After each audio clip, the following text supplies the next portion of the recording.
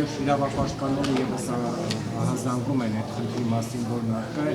ինչի հետևանք է այս ամենը։ Տարբեր խնդիրների հետևանք են մահերը, յուրաքանչյուր կոնկրետ դեպքում խնդիրը տարբերվող է,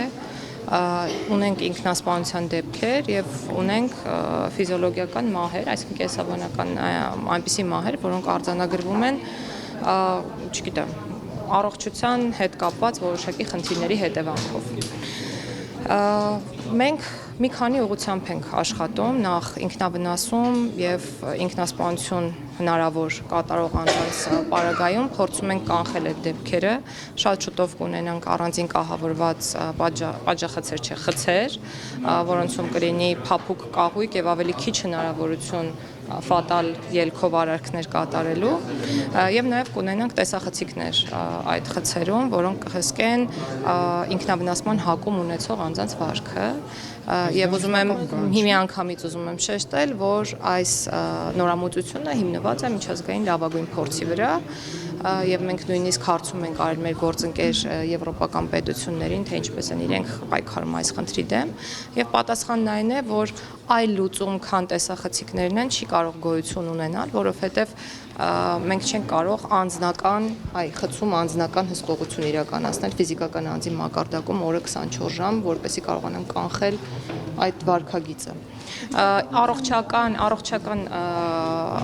խնդիրների բերումով մահերի հետ կապված ես ամբիոնից էլ նշեցի, կառավարության համապատասխան որոշման վերանայման կարիք կա, որը սահմանում է անհամատեղելիություն ենթադրող հիվանդությունների ցանկը, մենք առողջապահության նախարարության մեր գործընկերների հետ այդ ուղղությամբ աշխատում ենք, ինչպես նաև ավարտին է մոտենում հոգեբուժական խնդիրներ ունեցող անձանց հաշվառումը։ Այսինքն իրավիճակները շատ տարբեր են, թող տպավորություն չստեղծվի, որ մենք օրինակ ունենք մասսայական ինքնասպանության դեպքեր, ոչ այդպես չէ, մարդիկ շատ հաճախ ուղղակի այնպես է ստացվում, որ մահանում են կամ մահը վրա է հասնում, կրկնում եմ, առողջական որոշակի խնդիրների բերումով, որոնք ժամանակին նույնիսկ վերահսկված են լինում, բայց ինչ-ինչ պատճառներով չեն կարողանում մահերը կանխել։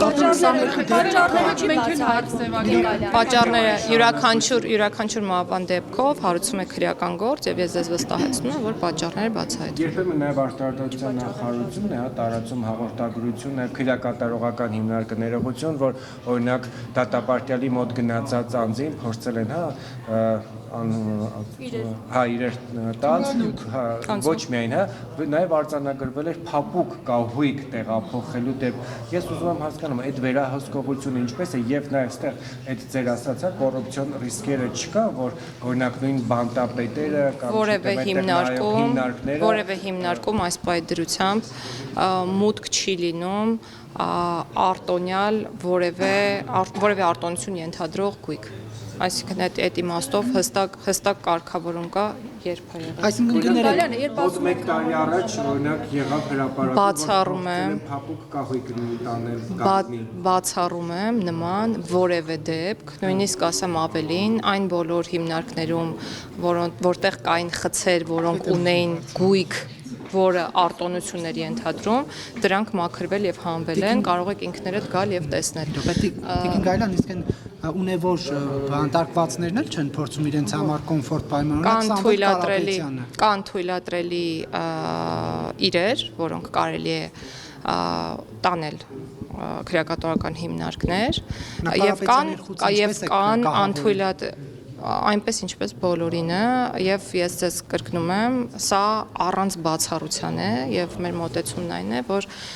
բաժի կրման պայմանների համատեքստում արտոնյալներ առհասարակ չպետք է լինեն։ Հիմնարկում սրբազամերին գաղտնալսելը վտանգիչ չի։ Ես նման տեղեկությունների չեմ տիրապետում։ Հայտարարել, որ գաղտնալսել են իրենց առանձին զրույցները գաղտնալսել։ Ես նման տեղեկությունների չեմ տիրապետում, մեր խցերում գաղտնալսող սարքեր չի տեղադրում։ Եկեք հարցնենք փաստաբանին, եթե ունի նման տվյալ, թող հրապարակի։